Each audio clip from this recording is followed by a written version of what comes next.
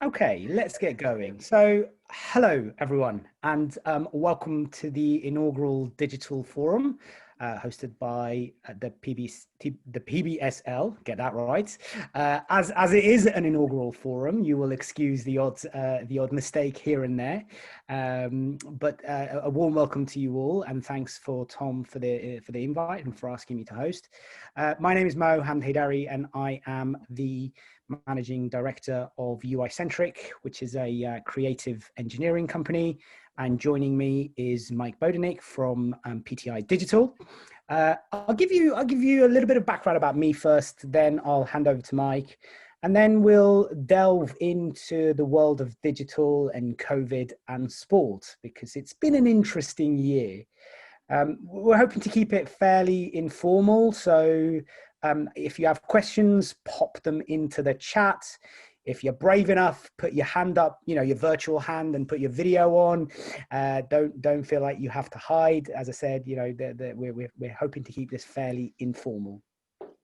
So I have been in what you would call digital for pretty much all my life. In fact, I'm old enough to have to remember when it was called multimedia. And that was my degree. And post my degree, I worked in a number of areas, both in broadcast and video production, before joining Delta Tray in 2010. And as I'm sure everyone will know, Delta Tray provides solutions solely for the sports industry. And I was very lucky to work there for the best part of 7 years and work on some of the biggest projects in the world, including Rugby World Cups, including the London Olympics, working with Channel 4, Premier League, and after that, I joined Chelsea Football Club, which is actually where I met Mike, and I was there for a couple of years before moving on to run the UI-centric team in EMEA.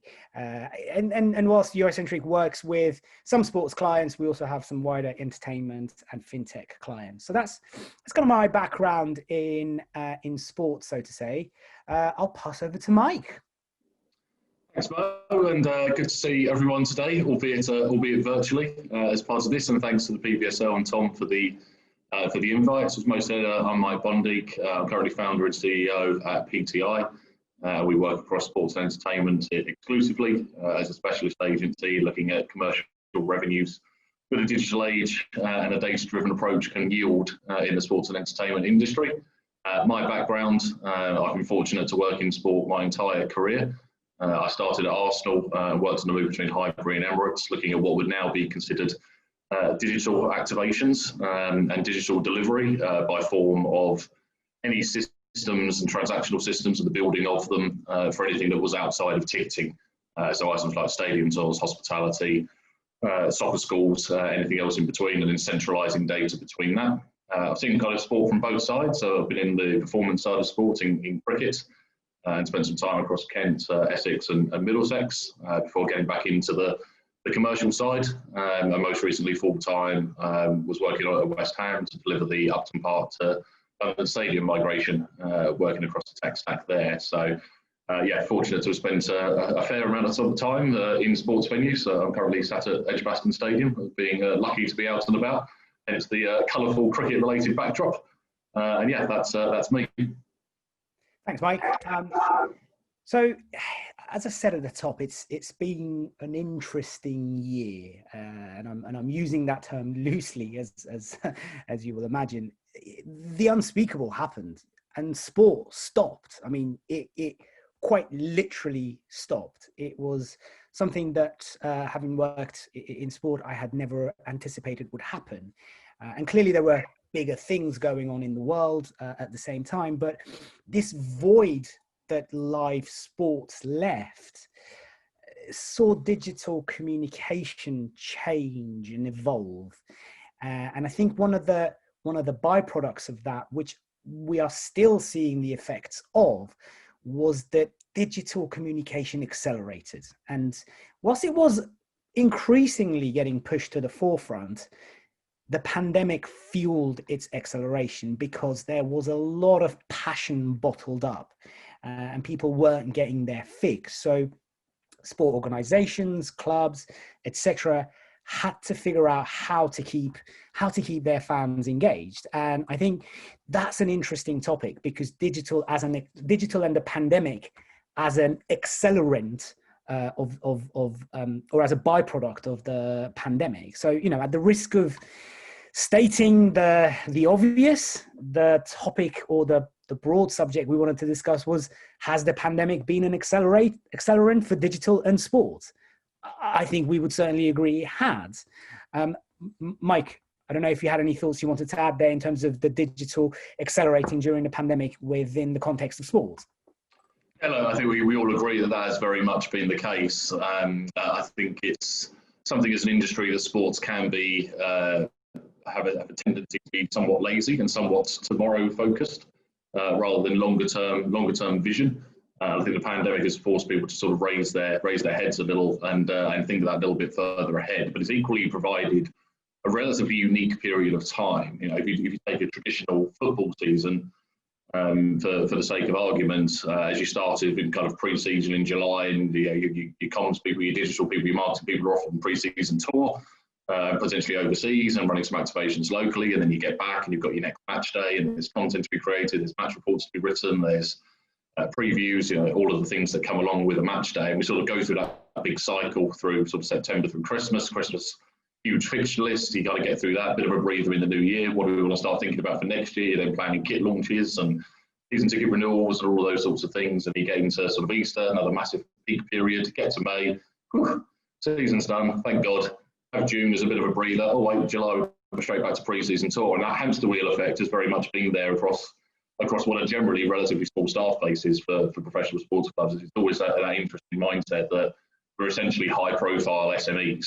The business might have 30,000 people coming to join it on a Saturday, but there's maybe 100 to 150 people working there Monday to Friday trying to cover all of those bases, keep those people happy, and hence the match day focus that is so sharply there in normal times, 2019 times as it were, means that people are in that hamster wheel. They're not looking up, they're just getting through their content, getting through their next cycle, and suddenly you got to the middle of March through to the middle of June, you had this 3-month hiatus where there was no quick, how do we get to the next match day? Have we interviewed the manager yet? Have we covered off the injury report? Have we written the preview? Have we published that to the app? Have we got the ticketing side ready? Have we got that sponsor activation set? Because there wasn't anything. And that's combined with the fact that revenues from that traditional match day income were turned off simultaneously, led to essentially a much more strategic approach to digital. And it necessitated it because there was frankly nothing else to do. And I'm not sure how much this resonates with you, Mike, but certainly within the same context and the same cycle, usually around February, March, people would start talking about budgets for next year. And because your head was down in the current year, you hadn't necessarily thought about the year after. So then you would also be thinking, okay, well, what are the things that we should be doing? And what of my budgets have I not spent thus far? And therefore, what shall I spend to make sure I get the same amount next year? And so in my experience, and I am a sample of one, but and we've both obviously been inside of the football club, I don't believe I was as effective as I could have been in planning and budgeting the year after because I was in the hamster wheel, as you rightly said. So I don't know if that resonates with you as well. Oh, absolutely. And the hamster wheel, the short-term cycle, the nature of the 7-day-a-week nature of the business doesn't breed innovation by default.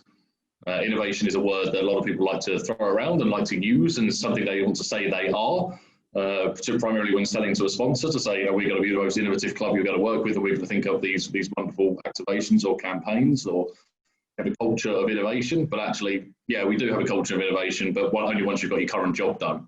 And it's therefore one of those classic blends, isn't it? Like strategy in the morning, operational in the afternoon type job specs, which means you're an ops person 95% of the time, once a year you'll be asked to write a budget. It's the nature of that has very much come to the fore, but where you have hamster wheel driving a lack of innovation through the need to constantly churn out what you're doing, get to the next weekend or the next event day, the pandemic has necessitated innovation because everything you traditionally knew about your business, what a scary time it's been for board members, for owners, for chief execs, for chief commercial officers who've known a very traditional sporting commercial model. in a very traditional business world, to have all of those revenues turned off simultaneously, and then have to think, well, how do I go about this moving forwards? It becomes we need to reimagine what we're doing from the start, rather than we need to iterate what we were doing last year.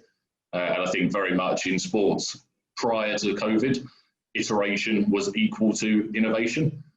Innovation simply meant we changed something a little bit from what we did last year, and therefore there's a new feature, or there's a new function, or there's a new platform in the business, and therefore we have innovated, which is actually simply iteration.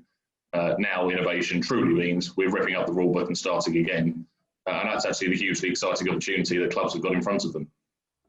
It's a very good point. And just picking up on what you mentioned around the sponsorship aspect, I would also argue that at the start of this pandemic, I think there was a hesitation by sponsors because they didn't know how the year was going to pan out. And I feel that there was a pause in looking at new sponsorship opportunities. But actually, as time has gone by, and I hate to use this frame, but the new normal has set in.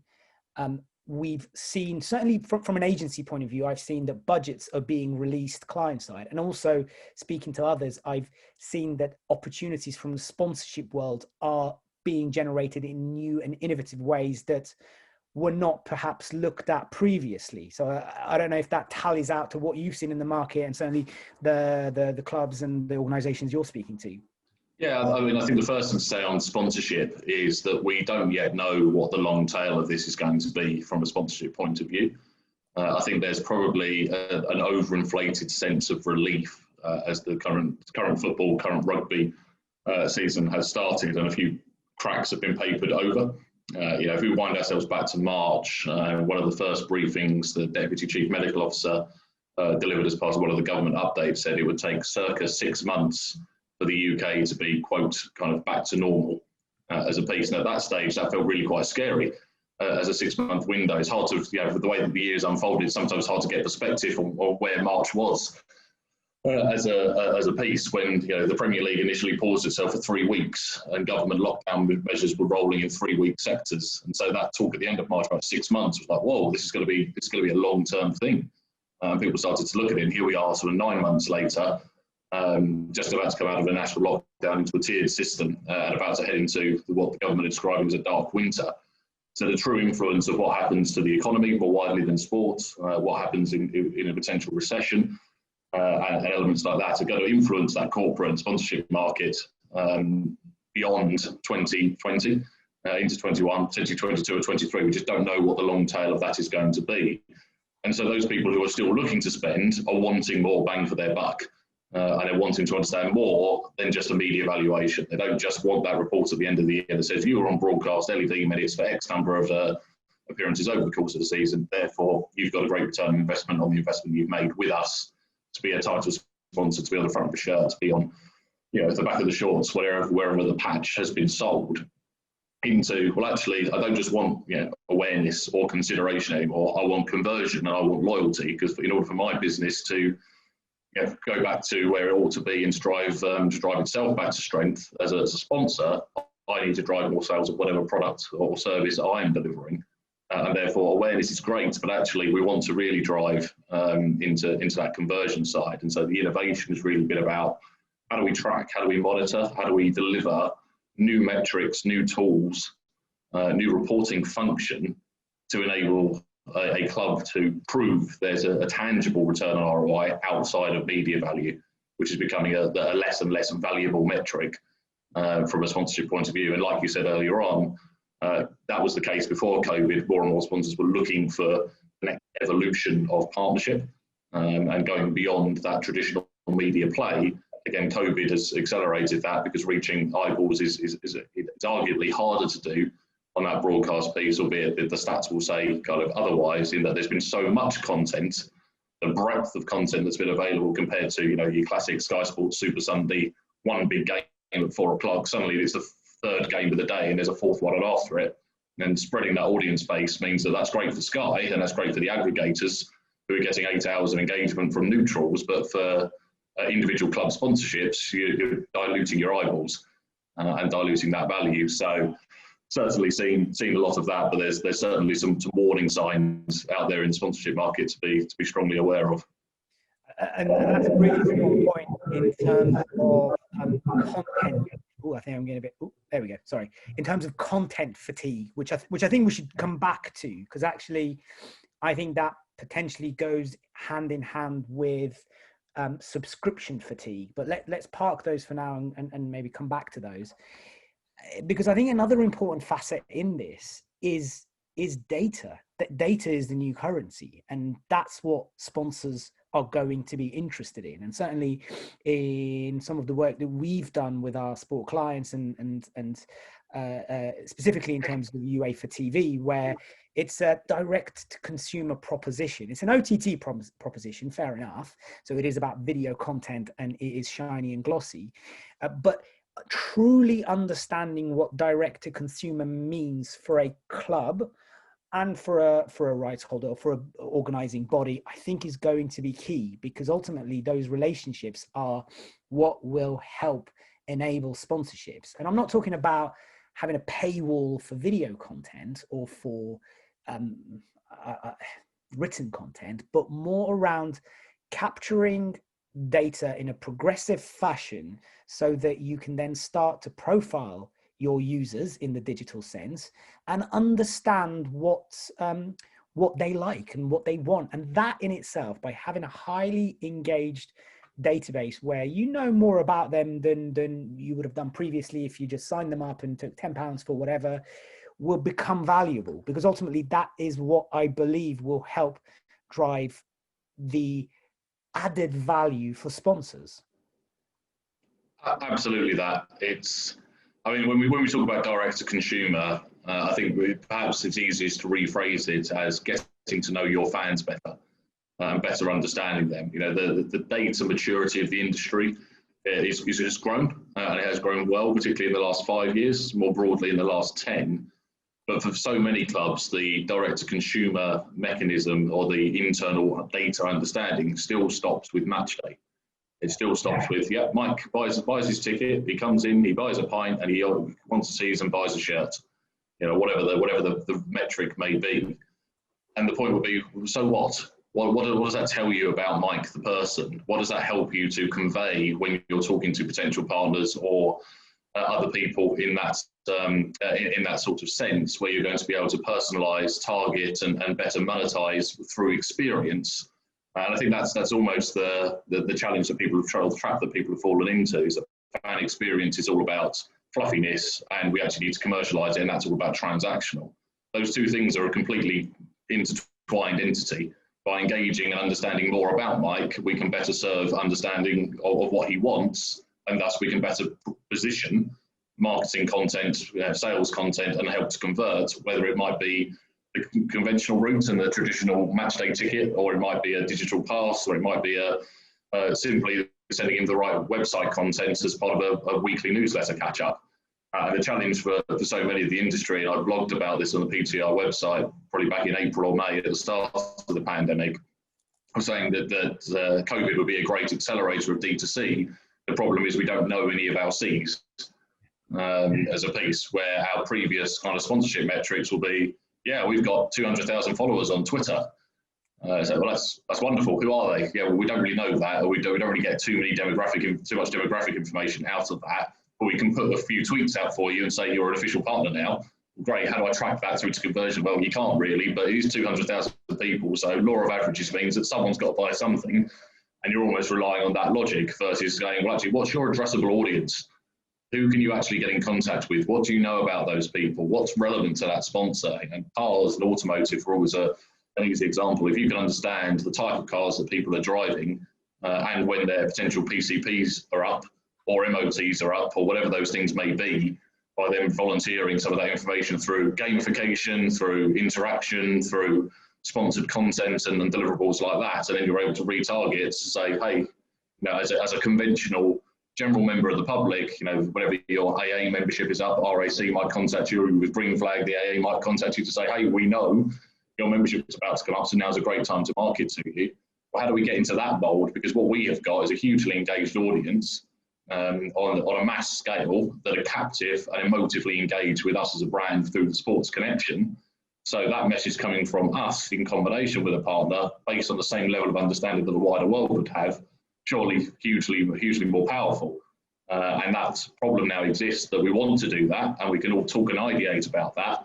But fundamentally underpinning all of that is the understanding of the customer and the ability for that data to be captured and the understanding of how that strategy is going to roll out.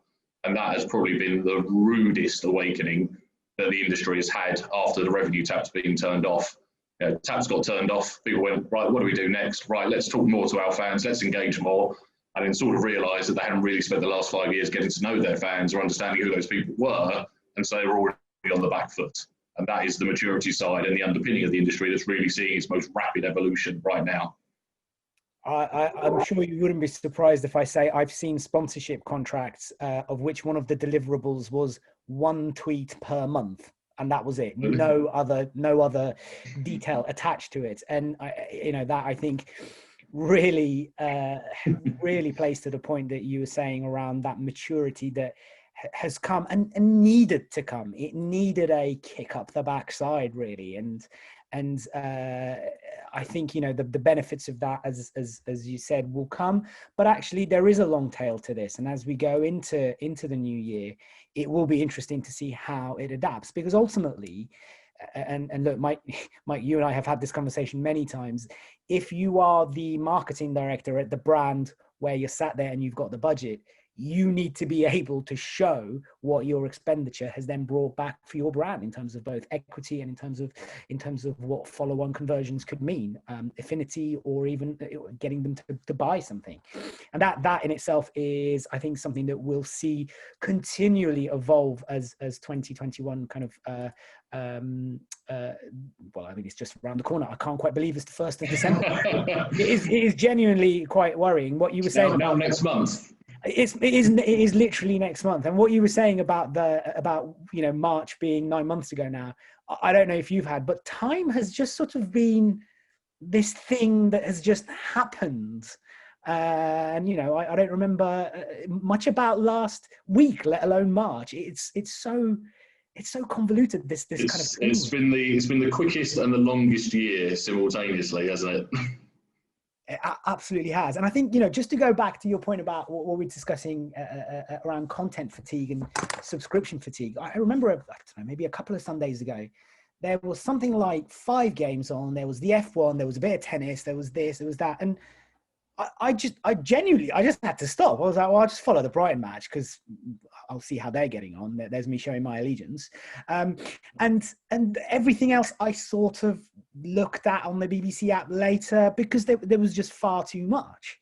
And whilst I think that was probably a bit of a byproduct of suddenly all the sports happening at the same time, I do believe that in the world of OTT and subscription in general, subscription fatigue is starting to settle in. You've got your Netflix account, you've got your Amazon Prime, you've got your Disney Plus. Do I also need Apple TV? Do I need this? Do I need that? And that's why I'm of the fundamental belief that if sport organizations and football clubs want to continue to build relationships, looking at a conversion through a quick buck, i.e. a £5 per month membership fee or whatever, is just not the right approach. And I think we've kind of covered that already, but that is something that really I would disagree with. So I don't know, Mike, if you had any thoughts on that in terms of subscription fatigue. Yeah, I mean, just firstly on the content fatigue, it's also about the volumetric problem and the lack of structure to an extent. So when the Premier League came back, I've shown my allegiance. I've been an Arsenal season ticket holder for several decades. At this point, I used to go home and away and obviously work for the club for a number of years. And our COO at PTI is also an Arsenal fan, and he sent me a message on Teams just after the Premier League restarted saying, "Oh my God, I thought he was going to miss that." And I sort of gave my phone a slightly quizzical look and replied to him, said, "What are you going on about?" He was talking about Eddie Nketiah against Southampton. And Arsenal were playing live on Sky. The game was ongoing. You completely passed me by simply because it was happening at 6 o'clock on a random Thursday. And so your structural kind of where the week is and when sport falls and when you allocate your time to it have all been blown out the water. And everyone is now trying to compete and awake with that content piece. And as you say, I think all of it plugs itself back to that same fundamental piece about understanding your fans and having engagements be the action and revenue be the outcome. So we focus on engagement and drive people through understanding to their right endpoint. Whereas what a number of people, as you say, have kind of felt forced into, and you totally get where they're coming from, right? You know, all your taps, all your revenue's been turned off. Your only saleable asset has become streaming or OTT or providing that content whilst it's behind closed doors, and we're obviously all eagerly awaiting the return of fans as that piece, and therefore quick sell and market hard. The only thing we've really got to sell, sort of outside of a long tail retail business that you traditionally have anyway. But doing so without really understanding whether the fan wants to watch, how often they would have watched, it became one of those things where segmentation to an extent almost went out the window. And people sort of went, well, rather than say, yeah, they live within X miles of the ground and they do X thing and they've shown X behaviours, hence we're going to market a half season ticket to them. So everyone's applicable to streaming. We can stream it across the globe. So someone who randomly registered on the site, we did an American free season tour 4 years ago, sure, we'll hit them up. We'll try and get them to buy a streaming pass. And it's just creating a attachment from the engagement side and the fan side with the content and the product that we're trying to get to the other end. So it's there is a rush for revenue, but the message would be step back and understand which revenue you're trying to gather, because by being I guess more forthright in 2020 into early 2021 and trying to cover what are losses, and big losses to be fair, as we say in the sports industry, you might be doing that to the detriment of your long-term 21, 22, 23 growth. Absolutely. And somewhat related, with the question has popped in via the chat around GDPR and how GDPR would potentially hinder a database dissection, which sponsors and rights holders would look like. But perhaps I'll give my view, because I went through this exact process when I was at Chelsea. And I think that through careful design and by that I mean UI and UX design of your registration process, in addition to careful messaging of what people will get for their data, you can convert in your sort of traditional marketing funnel. And certainly that's what we aim to do by having the right wording, things as simple as join us or join the fan club, be a part of something bigger. And then taking them through that registration journey, whereby they would then opt in, which is effectively at its core what GDPR wants you to do. And then throughout that, we then had to have a touch point plan, because ultimately, if we hadn't had some interaction with the person in our database for a period, we would have to sort of move them into a slightly different bucket. So I'd say whilst GDPR was somewhat of a challenge, it was not insurmountable. And we were able to, as I said, through careful consideration, messaging, communication, and design, look to overcome it. And we did see some good uptake. Whilst we did lose a little bit of the database in terms of the people that hadn't interacted with us, by changing the entire kind of comm strategy, we were able to overcome the GDPR challenge, albeit it took a big project. It was about 12 months from end to finish. So Mike, I don't know if you had any thoughts on the GDPR point. Plenty, probably too many to bore people with on this session. Yeah, so I was a DPO both at West Ham and at Arsenal. Obviously, it was at West Ham as enforcement was about to come in from a GDPR point of view. And one of the services that the PTI offer is DPO as a service to help clubs to understand exactly this. I think there's probably two or 3 points. The first one is that there is technical compliance with the regulation. In terms of what you are doing and how you are storing and processing and all of those sorts of things. But there is often missed the human elements of how the customer feels in terms of giving that data over. So sort of to echo Mo's point, what is the value exchange of giving data and allowing you to utilise that to market and to better understand them? I think it's, if we wind back to when public Wi-Fi, I use public Wi-Fi as in coffee shops, came in probably about 10 odd years ago and started to really be rolled out everywhere. And it was no longer like an O2 hotspot, it was just in the place. To connect to a coffee shop Wi-Fi where you might be sat down for 15 minutes before you're off to a next meeting or off to get a train, you used to put in your mother's maiden name, your dog's shoe size, and anything else in between, just to try and get on for 30 minutes of free access.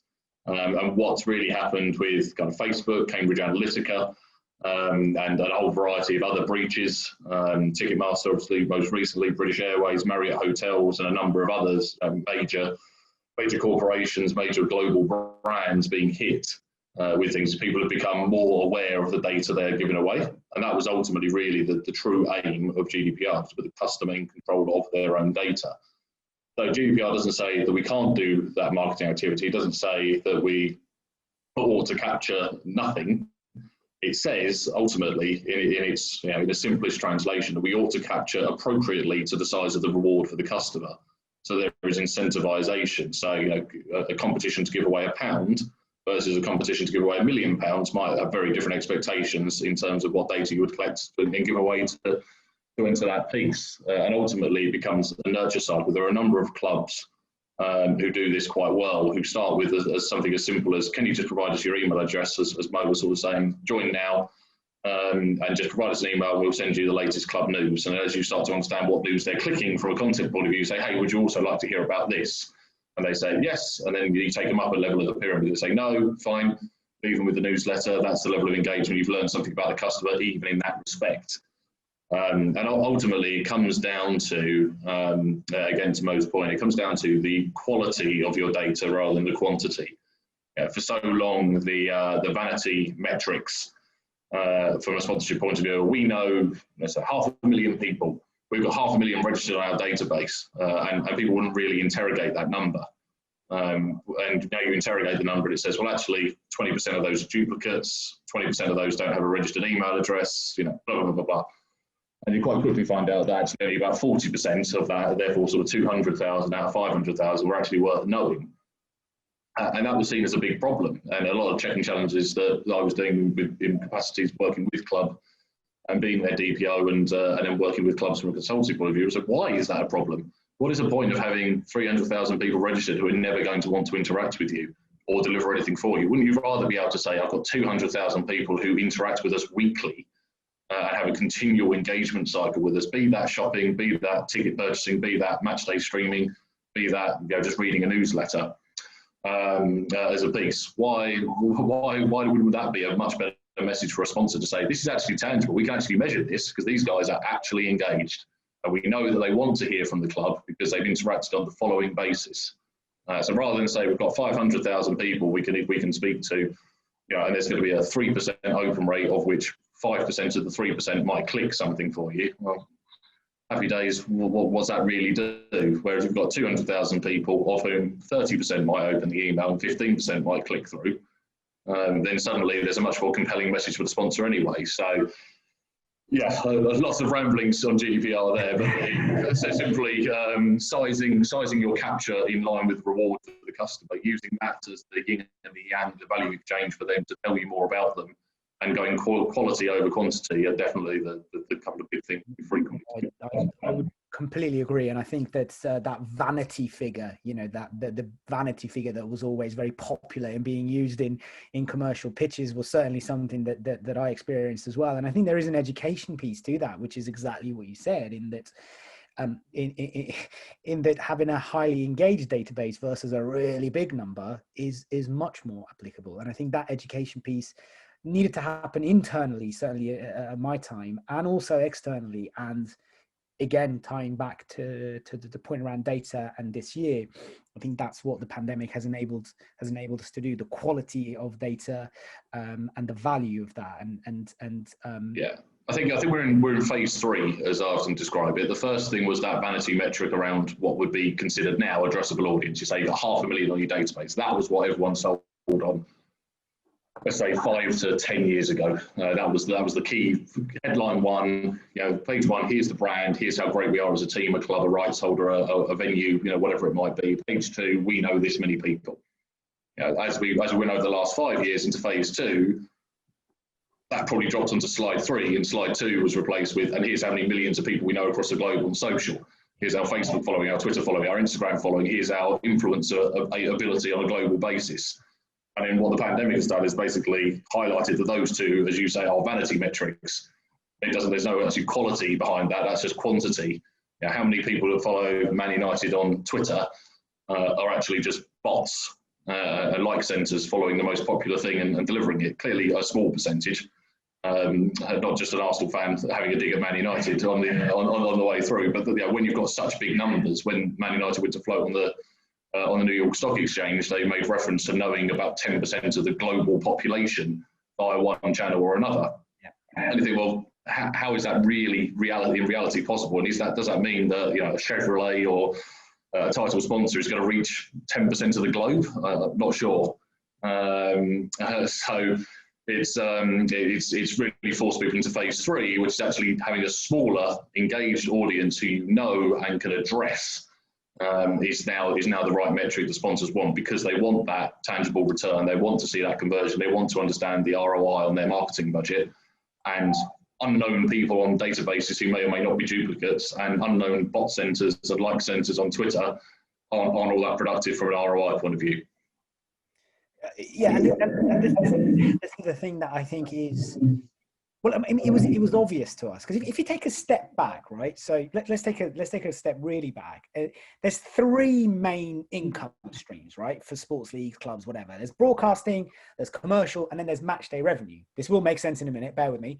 And in terms of match day revenue, there's only a finite amount of people that will fit, and you know them, and you have a relationship with them. So why not take that model and put that into the other world, which is exactly what we're saying, which is have a highly engaged database that you can talk to. And look, I think we could talk about this for hours. And just to I suppose tie up the GDPR point, coming from Janine, in that actually the initial scaremongering of giving you details when GDPR came out is probably less now, and that savvy consumers are agreeing to do that value exchange, and they are interacting with brands more because they will give you your info. So that's a really good kind of point. Thank you, Janine. Although apparently your username is Haley, so something's gone wrong there with your screen name. Anyway, so we're coming up to 4:40, so we've got about 5 or so minutes left. Any other questions to the floor? Any thoughts, any reflections? Don't be shy, gang. Put your hand up or put your video on. Any brave volunteers? No brave volunteers. Okay, well, I mean, from my side, look, I just also wanted to just thank Tom and Mike. I think that sport has endured a lot this year, and as have other sectors and other industries.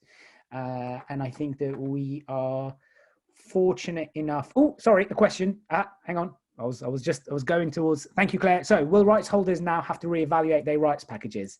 Mike, I know you're going to have a lot to say on this as well. So why don't you give us a quick 60-seconder? The quick 60-seconder, yes, is the simple answer. And to use Moe's point earlier on, using that sponsorship line of you get 1 tweet a month. The digital has traditionally, for the majority, and I would say this probably applies to at least 80% of the industry, being kind of thrown in at the end.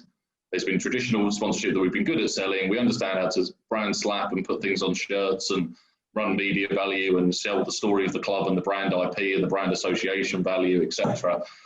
And no one's really understood how to commercialise digital in clubs because they've been in that hamster wheel that we spoke about at the start. Of course, what COVID has forced people to do is create equivalency. And by that I mean those sponsors who were looking to get a refund on their last quarter's payment for the 2019-2020 season, or withhold a payment saying, well, we've got a physical box at your physical ground, and we've got physical signage, and we're a stand sponsor. No one's going to the stand and no one's mentioning it on TV because why would you?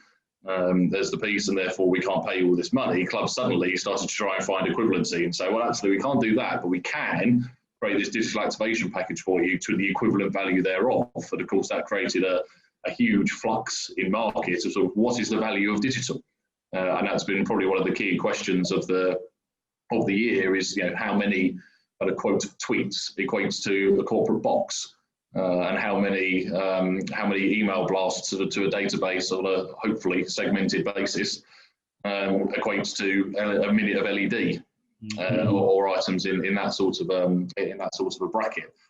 It's going to flip that model, because as you start to move towards that conversion orientation for sponsors and then wanting to be able to tangibly measure return on investment, you've got to have tangible metrics behind that as to why something is worth X amount of money for them based on their return.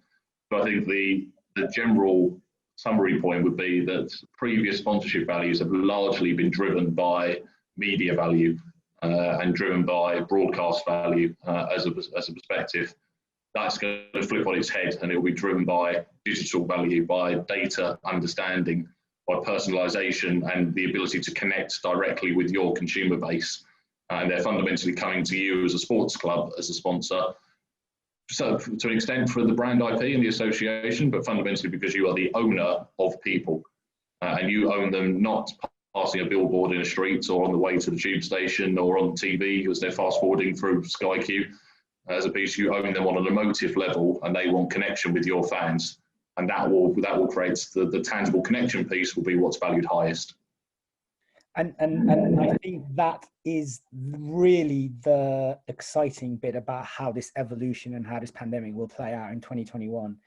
Because as I was kind of saying, I think the sport has endured a lot, but it will continue to evolve, and it will continue to kind of change the setting, which I think the rest of the media landscape will sit up and look at.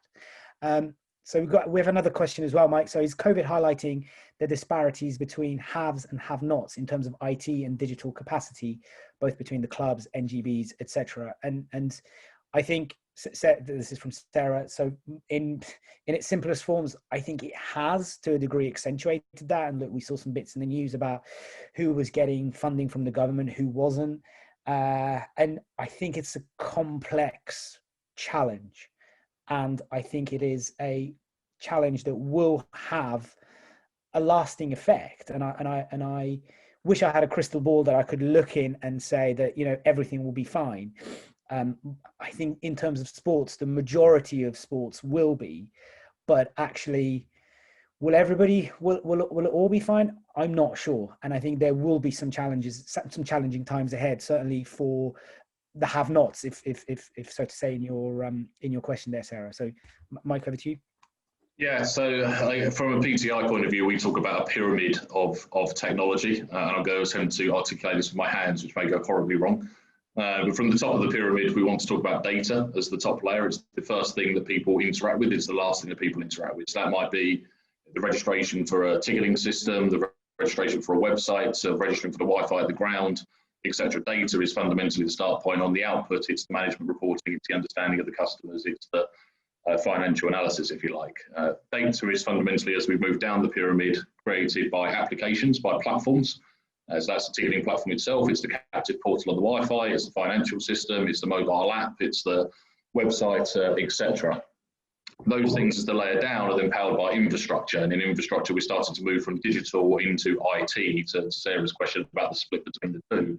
There we're thinking about, it might be cloud hosting for the website, it might be core networking and switching and infrastructure and the stuff that's kind of in the walls at a venue like this, and not the stuff that you would physically touch. And all of that is then powered at the base layer by connectivity. I think we've all probably endured through COVID at some point or another, internet connection unstable, we've all dropped off a Zoom call, we've all seen someone freeze, we've all had Teams crash.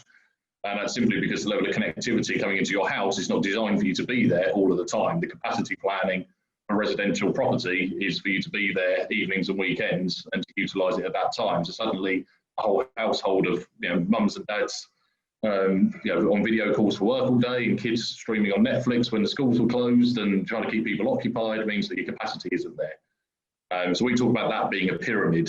Sarah, your points about the IT haves and have-nots, yeah, they're absolutely effective, because what often happens is that pyramid becomes a diamond. So we all understand data, we all want it, we all understand digital platforms, we all got our smart devices and our mobile apps and our Ring doorbells and our Amazon Alexas and our Netflix subscriptions and our iPads as screens, so it's all really well understood. But quite often IT in clubs, venues, rights holders is run as a cost centre and looked at as rather than as a strategic investment, it's looked as a back of house function of sort of match day or operations. And hence that pyramid goes data into digital, and then infrastructure can't really support everything that's above it, and then connectivity can't support everything that's above that. And the best example of that, I guess, as we were talking earlier on about kind of subscription management and selling a match day pass, is those who've really struggled with live streaming and struggled with bandwidth and struggled to get a clear picture out or struggled to broadcast in HD versus those who've been able to do that seamlessly and wrap a match day show around it. So those people who had that capacity and had it as a pyramid had simply the ability to say yes to innovation, yes to new ideas. Yeah, we'll pop up a broadcast studio. Yeah, we'll have a hybrid studio sat behind us and we'll do a multi-camera angle display and we'll make this really cool for our fans.